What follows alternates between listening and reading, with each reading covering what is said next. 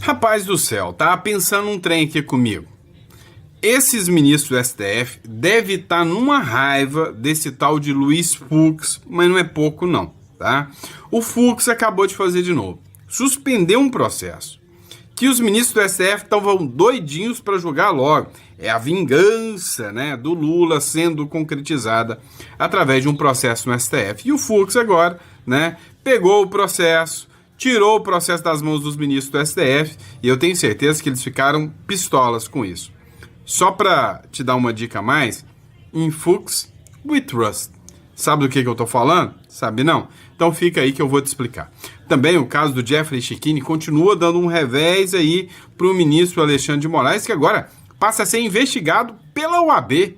Olha isso que reviravolta. Nós vamos falar sobre tudo isso aqui com vocês. Então, sejam muito bem-vindos a mais um editorial. Não esquece não, tá? Inscreva-se, curta, compartilha, isso ajuda e ajuda bastante, tá bom? E vamos direto para a notícia. A gente já está na tela do aplicativo aqui, enquanto você vai se inscrevendo, confere se você está inscrito. Ontem, um monte de gente aqui deixou comentário falando que já estava inscrito há muito tempo, foi olhar agora e o próprio YouTube desinscreveu a pessoa. Então só confere aí, tá bom? Vamos lá, o que aconteceu? Luiz Fux, ele, né, o terror do STF, pediu vista e suspendeu um julgamento, adivinha contra o Sérgio Moro por suposta calúnia contra o Gilmar Mendes no STF. Você lembra daquele caso? De uma piada do Sérgio Moro, numa festa junina, onde o Sérgio Moro, né, alguém foi lá e pagou para o Sérgio Moro ir para a cadeia da festa junina. Aí o Sérgio Moro pagou para não ir preso, né? Aí alguém brincou com ele, é propina, né? Ele, não, isso aqui é dinheiro para pagar um habeas corpus do Gilmar Mendes. E aí o Moro falou que aquilo foi uma brincadeira sem graça, mas o STF quer o Moro cassado com base nisso, condenado por injúria, calúnia e difamação. Nessa sexta-feira, o ministro Luiz Fux, do Supremo Tribunal Federal, pediu vista e suspendeu o julgamento virtual da primeira turma sobre o recurso apresentado pelo senador Sérgio Moro contra a decisão que o manteve réu por suposta calúnia contra o ministro Gilmar Mendes, mesmo com a maioria de 4-0, já formada para rejeitar o pedido de revisão da defesa. Ou seja, já colocaram o Moro no saco, né? Ou seja, já tem 4 votos formados aí na segunda turma, tá? O caso, na primeira turma, tá? A mesma que julgou o Bolsonaro. O caso remonta um vídeo de 2022, gravado durante uma festa junina, em que Moro, respondendo a uma brincadeira sobre suborno, afirmou que uma quantia seria instituto para comprar um habeas corpus do Gilmar Mendes, o que levou a Procuradoria-Geral da República a denunciá-lo por insinuar falsamente corrupção passiva ao magistrado. Meu amigo, dor de cabeça pro Sérgio Moro, né?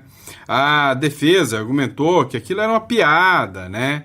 Que era só uma piada infeliz, mas a ministra Carmen Lúcia, Alexandre de Moraes, Flávio Dino e Zanin já votaram pela manutenção da ação penal.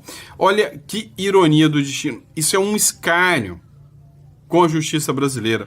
O Zanin, que era o advogado do Lula, julgando o Moro. No mínimo, ele tinha que ser declarado nem suspeito, impedido de julgar o Sérgio Moro. Não poderia julgar o Sérgio Moro de forma alguma. Aqui, ó, o Revista Oeste também tratou do caso, né?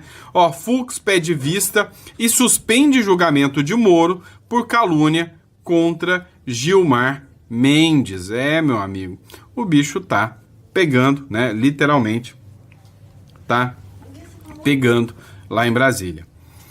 O ministro do STF, Luiz Fux, pediu vista do processo em que o senador Sérgio Moro é acusado de calúnia contra o Gilmar Mendes. Só corrigindo a matéria do UOL, tá?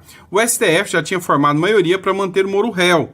Os 4 ministros da primeira turma já tinham votado por esse entendimento. Carmen Lúcia, Alexandre de Moraes, Flávio Dino e Cristiano Zanin.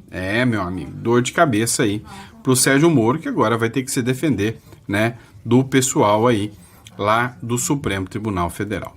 Agora, quem tá com dor de cabeça também é o ministro Alexandre de Moraes. A OAB atuará em caso de violação da defesa após afastamento de advogados de réus da trama golpista. O que aconteceu? Olha a loucura, né? Olha aqui a falta, né, sei lá, né, de visão sobre o processo. Parece que o processo corre assim, de uma forma, de um contexto totalmente, né, fora da lei. Olha só, a defesa, ela é inviolável, né? Cada réu tem direito de ter a sua defesa, de escolher a sua defesa. Não é um juiz que escolhe quem vai defender ou não o réu. E aí o que aconteceu? Os advogados de defesa do Felipe Martins e do Câmara, né?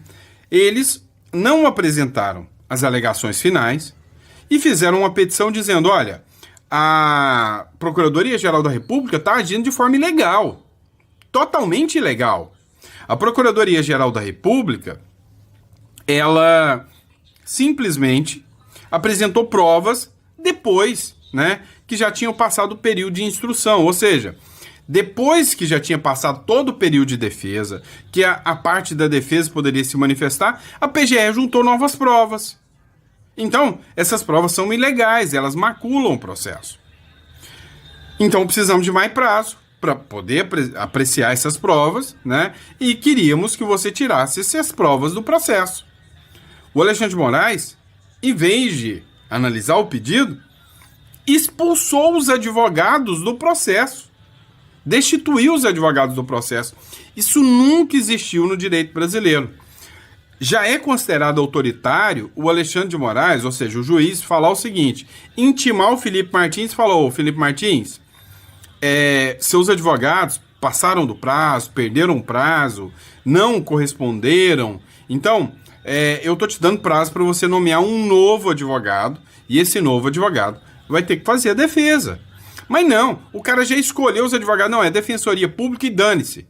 Sem dar prazo para o cara, totalmente avesso à lei, né? Totalmente fora da lei. Isso aí, né, chamou muita atenção. E aí a OAB apareceu para atuar no caso. O Conselho Federal da OAB, Ordem dos Advogados do Brasil, informou nesta sexta-feira que está acompanhando a decisão do ministro Alexandre de Moraes, do STF, que afastou os advogados de 2 investigados na ação penal que apura a atuação do chamado Núcleo 2, né, da trama golpista. A decisão envolve os advogados Eduardo Kuntz e Jeffrey Chikine, que têm como clientes os réus Marcelo Câmara e Felipe Martins, respectivamente. Em nota, a OAB afirmou que os fatos serão analisados com serenidade e responsabilidade, ou seja, a OAB abre agora uma investigação sobre o Alexandre de Moraes e possível abuso de autoridade contra os advogados. Infelizmente, eu como advogado posso dizer para vocês que a minha esperança é que isso não vai dar em nada, tá? Não vou ser hipócrita com vocês. Minha esperança é o quê? Vai dar em nada, né? Vai dar em nada, né? Hoje, advogado e lixo, acho que o lixo tem mais valor que a nossa classe de advogados, infelizmente. Mas, né, que justiça seja feita. Pelo menos a OAB se manifestou e dessa vez se manifestou, né, para o lado certo. Agora, vamos olhar essa matéria aqui. Isso aqui é preocupante demais, tá? Isso aqui é assustador demais. Vou colocar aqui na tela, que parece que a câmera está travando um pouco aqui. Olha só, matéria da Globo News. A Ana Flor disse que o Lula agora, né, tem o direito de nomear um novo ministro para o Supremo Tribunal Federal. Vocês precisam me entender, tá? Com muito cuidado, com muita cautela, que a eleição do ano que vem é uma das eleições mais importantes do Brasil de todos os tempos, tá? De todos os tempos. Devido ao fato de que o Lula, eleito, já nomeou 3 ministros este ano. Na próxima, ele vai nomear mais 3. O Lula terá, por assinatura dele, por bênção dele, escolhidos por ele, 11 ministros. Na verdade, 10 ministros do STF, né? Ainda tem ali 9 ministros do STF, digo, porque tem o Gilmar Mendes e o Alexandre de Moraes, que não foram ele que indicou, né? Então, vai ser, né, algo assim assustador. E agora a gente estava falando no Messias, né, que é o Jorge Messias, que é o advogado-geral da União. E muita gente, inclusive da oposição, já falava que já era absurdo demais. Mas nada é tão ruim que não possa ficar pior quando o assunto é PT. Olha o que a Ana Flor falou aqui. Pode ser um desembargador totalmente alinhado ao Lula, que mandou soltar o Lula lá na Lava Jato, peitando o Moro na época, né? E ele que pode ser, né, agora o indicado. O Lula, que é alguém 100% fiel a ele. E aí, meu irmão, se já tá difícil com a atual composição do STF, imagina com a composição 100% Lula. Eu ouvi ontem de uma pessoa e hoje chequei com outra pessoa próxima de Lula uma história que pode mostrar um candidato inusitado para essa vaga que ninguém está falando, Júlia. Um nome que você já deve conhecer, sem dúvida, que é de Rogério Favretto. Eu ouvi também. Vamos lembrar o nosso assinante? Quem foi lembrar. Rogério Favretto, desembargador do TRF4 no Rio Grande do Sul. Foi o desembargador que deu um habeas corpus num domingo de plantão para soltar Lula quando ele estava lá na carceragem da Polícia Federal. Esse habeas durou pouquíssimo tempo, porque na época o relator do caso, também desembargador lá na segunda instância, né, no TRF4, cassou essa decisão. Quer dizer, o presidente da turma, o Thomson Flores, o presidente do tribunal até. Acho que primeiro foi o Gilbran e aí o presidente da turma, né? Aí ficou, você tem razão, ficou uma disputa. Foi um movimento. Porque eram dois desembargadores, um soltando e um não, aí veio o presidente do tribunal, que era o Thomson Flores, e deu a decisão dizendo que ele continuaria preso. Foi isso, né? E, Júlia, duas pessoas me contaram a seguinte história, que recentemente Lula ficou irritado que Favretto não constou na lista para o Superior Tribunal de Justiça, o STJ. Não é uma decisão dele, essa lista tríplice. Ele, da lista tríplice, indica o nome. E aí ele comentou que colocaria Favretto no Supremo, já que ele não entrava na lista tríplice. Então, é um nome que Lula tem uma proximidade num momento muito difícil. Favretto já foi filiado no passado distante ao PT, enfim, teve cargos em governos petistas, mas poderia fazer parte dessa indicação próxima. Eu diria que é um nome que surge, mas ainda com uma prioridade para o advogado-geral da União, sem dúvida. Pois é. Como eu disse e repito, nada quando se fala em PT é tão ruim que não possa piorar. Vamos lá, pessoal. Agora uma atualização. Eu falei no editorial de ontem sobre o impeachment, né, da Dina Boluarte, lá do Peru. Agora, né, mais uma atualização aqui da Globo News para vocês. Dá uma olhada. O Congresso do Peru aprovou, agora há pouco, de madrugada, por unanimidade, o afastamento da presidente Dina Boluarte. A presidente peruana foi acusada de incapacidade moral permanente e corrupção, incluindo o caso Rolex Gate, que investiga uma coleção de relógios de luxo não declarados. Ela foi convocada para se defender no Congresso, mas não compareceu. Dina Boluarte enfrenta uma forte rejeição popular com aprovação que varia de 2% a 4%. Em julho, ela dobrou o próprio salário, o que aumentou as críticas ao governo. O novo presidente é chefe do Congresso, José Geri, que já assumiu o cargo. Um dos grandes problemas da Dina Boluarte, principalmente, né, que ela é alvo, né, de acusações graves, é justamente o fato dela ter deixado o crime organizado, né, incentivado o crescimento do crime organizado, ou seja, a violência no Peru cresceu exponencialmente, né, graças à péssima gestão da esquerdista Dina Boluarte. A Dina Boluarte, que é uma alinhada de primeira linha do Lula, né, parabenizou o Lula, entrou em solidariedade com o Lula quando o Lula foi preso aqui na Lava Jato, tempo bom, né, mas ela prestou solidariedade ao Lula, ou seja, esquerdinha de carteirinha, alinhadinha com o Lula. Vamos falar de Agente Secreto agora? Pois é, Agente Secreto é um filme, né, da turma da esquerda. E aí vem a mídia passando pano para tudo, tudo. Olha só, para fazer um filme, a turminha, né, gastou aqui, ó, recebeu 7 milhões e meio para fazer um filme fora da lei Rouanet. Então vamos justificar aqui, viu? É fora da lei Rouanet. Vamos deixar muito claro, tá? Não tem dinheiro da lei Rouanet. Mas tem dinheiro do otário pagador de impostos? Ah, não tenho dúvidas, né? O Agente Secreto, que é uma nova aposta do cinema nacional para a premiação do Oscar, do esquerdista lá, né? Do Wagner Moura, recebeu cerca de 7,5 milhões do governo através de incentivos do governo federal para o audiovisual brasileiro. Mas, diferente do que muitos pensam, nenhum centavo desse montante via lei Rouanet.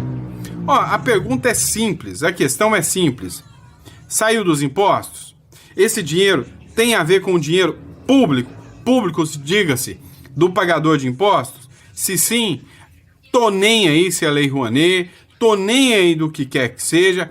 Quer fazer? Quer ganhar dinheiro? Faça do bolso de vocês. Vocês são famosos, vocês são conhecidos, faça do bolso de vocês, banquem do bolso de vocês. Simples assim, 7 milhões e meio para fazer um filme, para depois ainda render milhões ainda, e isso saindo dos impostos. Ah, tá de sacanagem, né? Acontece que, independentemente da vertente política, nenhum projeto de longa-metragem brasileiro pode receber perpasses da lei Rouanet. Isso porque, segundo o texto, apenas obras de curta e média-metragem podem fazer ajus. Os 7 milhões recebidos pelo filme, estrelado por Wagner Moura, foram obtidos pelo Fundo Setorial do Audiovisual da Ancine, por meio da chamada pública Produção Cinema via Distribuidora 2023, aprovada em fevereiro de 2024.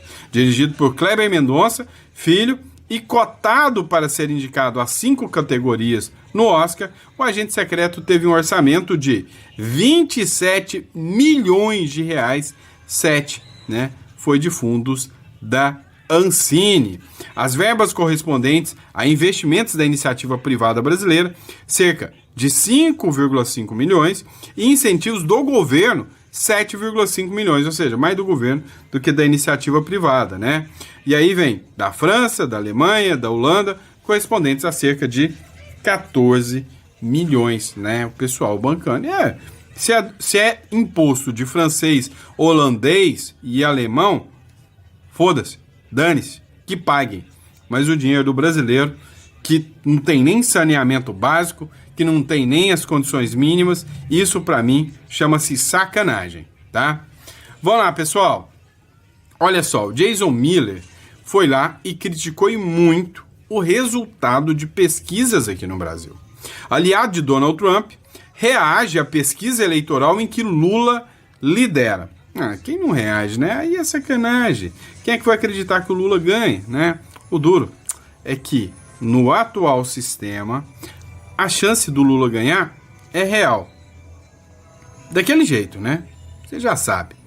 Jason Miller, ex-conselheiro do presidente dos Estados Unidos, Donald Trump, comentou o resultado da pesquisa eleitoral divulgada pela Genial Quest. E aqui ele fez uma análise genial. Nessa quinta-feira, dia 9/10, que mostra Lula liderando as intenções de voto para as eleições de 2026. Abre aspas. Olha o que ele falou. Esta pesquisa mostra por que a perseguição política contra o presidente Jair Bolsonaro está acontecendo. Se ele tivesse perdendo por 12 pontos, hoje seria um homem livre, né? Ou seja, estaria solto. O Congresso brasileiro precisa acabar com a guerra jurídica do ministro Alexandre de Moraes e aprovar a anistia total para presos políticos hoje, publicou Jason Miller, que é o conselheiro direto do Donald Trump, no seu X hoje. E aí levanta, né, aqui uma indagação bem interessante, se a gente parar para pensar, né, bem interessante. Realmente, Bolsonaro tivesse mesmo perdendo assim, será que ele estava preso? Vem cá, a casa não bate. Será que se o Bolsonaro realmente fosse uma carta fora do baralho, fosse um zero à esquerda, perdido, né, fosse perder para o Lula, ele estaria preso hoje? Talvez não, hein? Talvez não, né? Vamos lá. Este vídeo é memorável, é público, né? Merece ser relembrado várias e várias vezes, porque se fosse qualquer um outro falando isso, cadeia. Mas como é um ministro do STF, deixa falar. Dá até para alguém que quiser jogar em alguma inteligência artificial e fazer uma música disso aqui, vai ajudar muito. Olha só. E deixa de fora desse seu mau sentimento. Você é uma pessoa horrível. Uma mistura do mal com atraso e pitadas de psicopatia. Isso não tem nada a ver com o que está sendo julgado. É um absurdo, Vossa Excelência, aqui fazer um comício cheio de ofensas, grosserias. Vossa Excelência não consegue articular um argumento, fica procurando. Já ofendeu a presidente, já ofendeu o ministro Fux. Agora chegou a mim. A vida para Vossa Excelência é ofender as pessoas. Não tem nenhuma ideia. Não tem nenhuma ideia. Nenhuma. Só ofende as pessoas. Ofende as pessoas.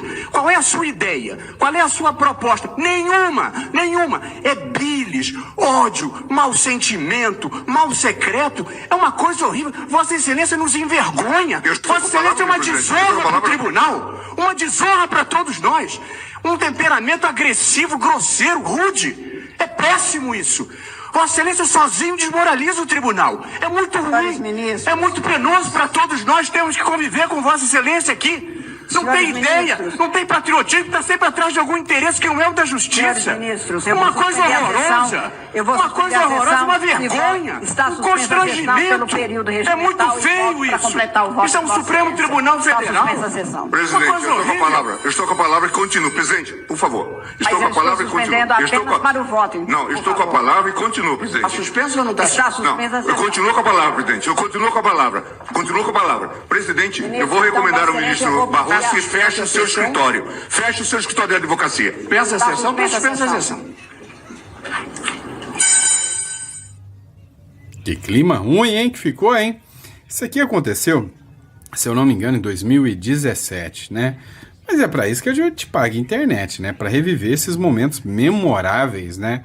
Da vida do brasileiro, né? Isso tudo somos nós que pagamos e pagamos com muito dinheiro para eles agirem assim. Vamos lá, pessoal, matéria do Metrópolis Política. Pois é. Sabe o que vai dar isso aqui? Em nada. Nada. Vai ficar por isso mesmo. O Tribunal de Contas da União apura uso indevido da Lei Rouanet em evento com Lula e Boulos. Meu amigo. A Lei Rouanet sendo usada de forma, vamos dizer assim, ilegal, indevida. Não sou eu que estou falando, é o Tribunal de Contas da União. Escuta essa matéria aqui. Tribunal de Contas da União e uma nova apuração do TCU, que apura o uso indevido da Lei Rouanet em evento com Lula e Boulos. A gente já tinha até chegado a falar sobre isso aqui. E esse evento em questão aconteceu no dia 1º de maio do ano passado, período da pré-campanha de Boulos na Prefeitura da capital paulista, lá em São Paulo. Então o TCU abriu um processo para apurar as possíveis irregularidades do uso da Lei Rouanet nesse evento específico. O evento em questão é o Festival Cultura e Direitos, realizado no dia 1º de maio de 2024. Bom, o pedido de investigação partiu do ministro Benjamin Zimmer, do Tribunal de Contas da União, relator desse caso após a representação do Partido Novo. Em sua decisão, Zimmer determinou diligências ao Ministério da Cultura, à Funarte, à Petrobras, também à Veredas Gestão Cultural, além de solicitar uma análise técnica sobre esse evento.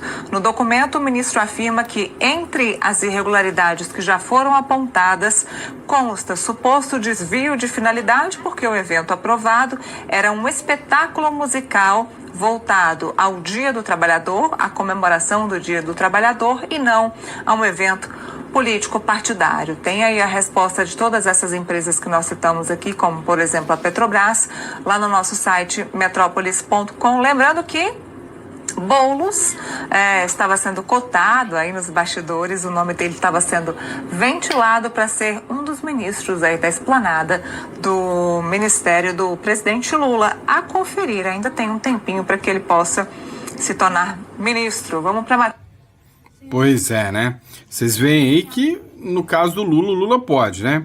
Se fosse o Bolsonaro, né? Por muito menos, sem gastar dinheiro público, né? Ficou inelegível. Vamos lá, pessoal, matéria da Globo News, né? Depois da definição do Donald Trump de um cessar-fogo, Vídeo mostra milhares de palestinos voltando para o norte de Gaza após recuo das tropas israelenses. O que vocês estão vendo aqui no telão é uma imagem acelerada dessa volta para casa. Assim a gente consegue ter a dimensão de quantas pessoas saíram dessa região durante a guerra. Uma fila enorme de pessoas que tiveram que deixar tudo para trás para tentar sobreviver. Pois é, né? E aí eu te pergunto, será que o que causou esse caos todo, né?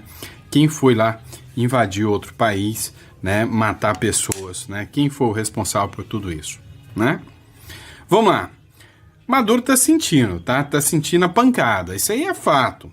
O ditador Nicolás Maduro ofereceu todas as riquezas minerais para evitar a guerra com os Estados Unidos, mas Trump simplesmente recusou. O Maduro propõe entregar o petróleo e romper com a China e a Rússia para evitar a intervenção dos Estados Unidos. Mas Washington rejeitou a oferta, falou: Maduro, a única oferta que você pode nos oferecer agora é você fora, é fuera, cai fora, queremos você aí mais não. Ou seja, não adianta tentar negociar, não adianta tentar dar petróleo, os Estados Unidos já não quer mais. Vamos lá, outra matéria que a gente vai colocar para vocês, Diário 360, milhares de soldados israelenses estão deixando Gaza e voltando para casa. Acompanhe aqui.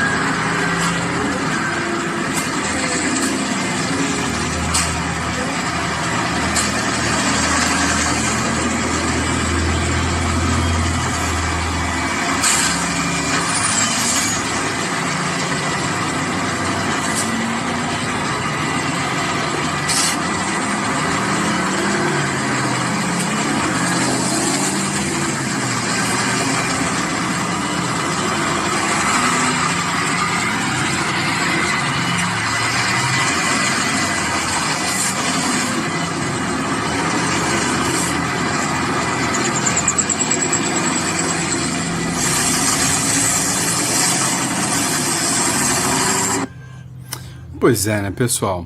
Agora você imagina, né, a esperança, né, dessas mães que estão recebendo os filhos de volta e nem todas, né, tiveram a mesma honra, o mesmo prazer de ter os seus filhos, né, voltando para casa. Vamos lá, a gente precisa falar dessa aqui, né? Tá um pé de guerra entre Haddad e Lula agora, Haddad e Tarcísio, né? O Lula, na verdade. O Haddad está sendo o porta-voz do Lula. Deputados admitiram ligações do Tarcísio e avaliam que ele atuou para desgastar o PT, sim.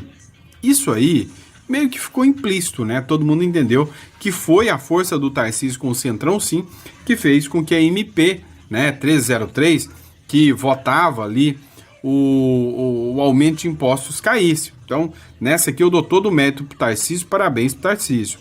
Jornal da Globo, a demonstração de força no Congresso. Apesar do governo de São Paulo, Tarcísio de Freitas, do Republicanos, negar publicamente que tem atuado para a articulação política para a derrubada da medida provisória do IOF no Congresso, parlamentares da base, ouvidos pelo jornal o Globo, afirmaram o contrário. Um deles conta reservadamente ter recebido uma ligação de Tarcísio, horas antes da MP deixar de ser votada. Na ligação, ele me falou que a votação estava estranha e questionou o fato de a MP tirar impostos das bets e deixar IOF a mais para o povo pagar. Falou também que uma possível aprovação seria ruim para a eleição de todo mundo e principalmente para o país, diz o deputado que é de São Paulo e de um partido que não fechou a questão sobre a votação do tema, tá? Não fechou a questão sobre a votação do tema.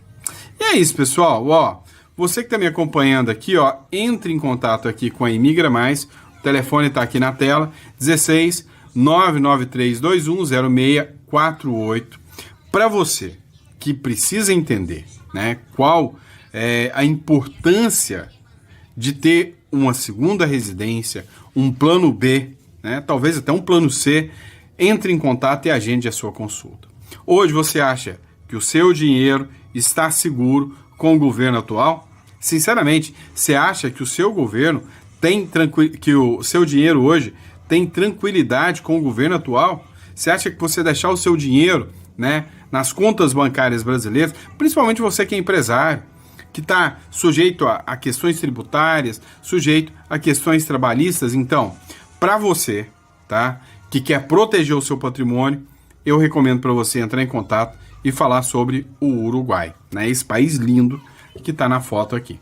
Agora, se o seu negócio é, Sandro, eu quero estar num país totalmente, né, com os preceitos conservadores, eu quero mudar do Brasil, mas eu quero um país com custo de vida mais baixo, mais tranquilo, aí a gente já pode falar no Paraguai. Você vai entrar em contato conosco para agendar a sua consulta aí sobre o Paraguai, tá? Então a gente fornece para vocês ambos os lugares aí. Então cada um é para um tipo de público, tá? Dependendo da situação, você pode até ter nos dois. Eu, por exemplo, eu tenho já a minha residência no Uruguai, eu moro no Uruguai. Eu optei em sair do Brasil por várias questões, por perseguição política, por questão tributária. Eu não suporto pagar os impostos, né? No Brasil, eu estaria pagando aí, né, valores altíssimos de impostos e não estando no Brasil, não sendo mais residente fiscal no Brasil, eu tô fora disso aí, tá? Então, você vai ter, né, toda a orientação sobre como, né, se beneficiar de uma residência estrangeira, né? Num futuro, quem sabe até um passaporte aí também. Custo de medicina de graça, você não precisa morar nesses países para ter uma residência. Se o seu intuito não for morar, eu recomendo o Uruguai. Se o seu intuito é morar, sair do Brasil ou montar uma empresa com condições, mão de obra mais barata, aí o Paraguai vale muito a pena. Então entre em contato, a gente vai estar aqui para tirar todas as suas dúvidas, tá bom? Muito obrigado, fiquem com Deus e eu vejo vocês num próximo editorial aí, né, para a gente estar trazendo mais conteúdo para vocês. Um grande abraço e até a próxima.